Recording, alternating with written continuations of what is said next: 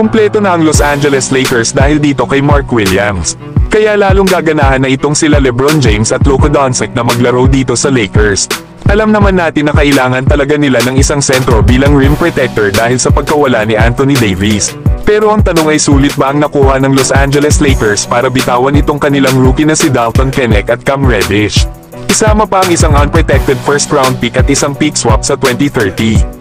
Pero mga idol itong kinuha ng Los Angeles Lakers ay kagaya rin ni Dalton Knecht na isang rising star. Bagamat hindi man ito isang shooter ay quality naman itong big man para sa Lakers.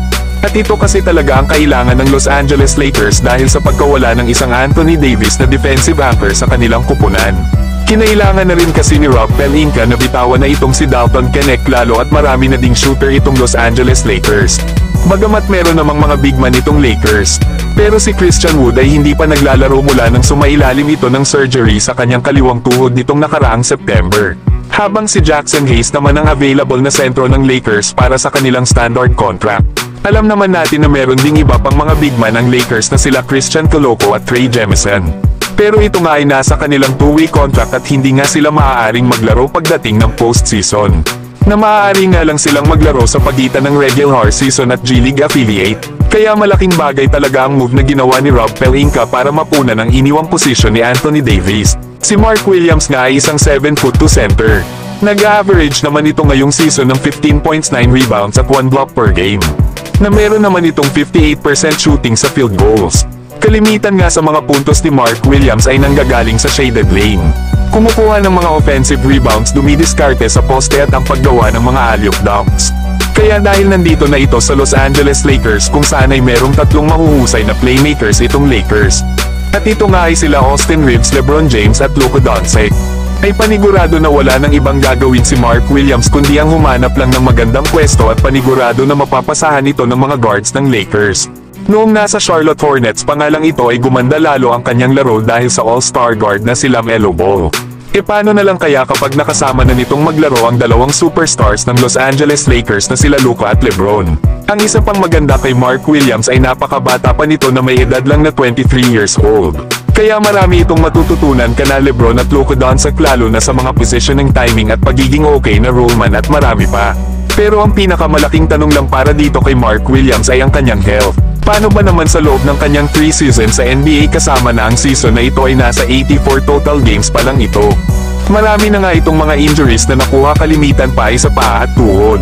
Kaya kailangan nilang pangalagaan ang health ni Mark Williams para pagdating ng playoffs ay available ito para sa Lakers. Lalo na kapag nakatapat nila ang ilan sa mga elite centers sa West, especially na itong si Nikola Jokic. Na alam naman natin na 2 seasons nang tinatalo ng Denver Nuggets ang Lakers sa playoffs dahil kay Jokic. Kaya malaking bagay sa Lakers kung mananatiling healthy si Mark Williams pagdating ng postseason. Pero itong Los Angeles Lakers ay confident naman na mapapangalagaan nila ang nasabing big man. Lalo at sayang naman kung mai-injury lang ito lalo at napaka-solid na ng kanilang lineup at possible pa silang manalo ng NBA title ngayong season with Luka and LeBron. Kaya overall ay solid na pick-up si Mark Williams ng Los Angeles Lakers. Nasa last 10 games nga nito ay siyam na sa mga ito ay double-double. At sa laban naman nila sa Memphis Grizzlies ay nakagawa pa ito ng 38 points. Naasahan naman natin na madadala niya talaga ito sa Los Angeles Lakers dahil sa kanilang mahuhusay na playmakers. Ewan ko na lang kung hindi pa maghalimaw sa Lakers itong si Mark Williams. Lalo at nasa 9'9" ang kanyang standing reach na mas mataas pa ito kay Victor Wembanyama na may 9'7" lang. Kahit itong si Wemby ay may tangkad na 7'4" ay mas mahaba pa rin ng 2 inches itong si Mark Williams sa standing reach kesa kay Wemby. Kaya dahil sa move na ito ng Lakers ay parehas na masaya itong sila LeBron James at Luka Doncic. Pero gaya nga ng sinabi ko, bagamat malaki ang future nitong si Dalton Knecht na maging isang star player.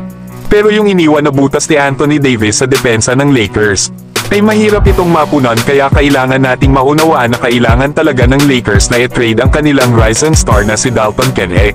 Lalo at kailangan din ng Lakers na magpakitang gilas dito kay Luka Doncic. Kailangan nga nilang iparamdam na lahat ay ginagawa nila para maging satisfied si Luka Doncic sa pananatili niya sa Lakers. Dahil kung hindi ay possible itong umalis ng kanilang kupunan lalo at mas mababa na ang kontrata na makukuha niya dito kesa sa Dallas Mavericks. Isa na ring dahilan kung bakit ginagawa lahat ng front office ng Lakers ang lahat para mapalakas ang kanilang kupunan.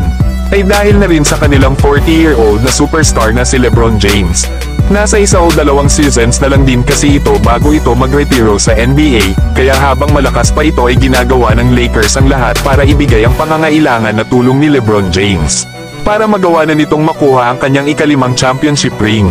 Pero kayo mga idol, ano ang masasabi nyo sa bagong big man ng Lakers?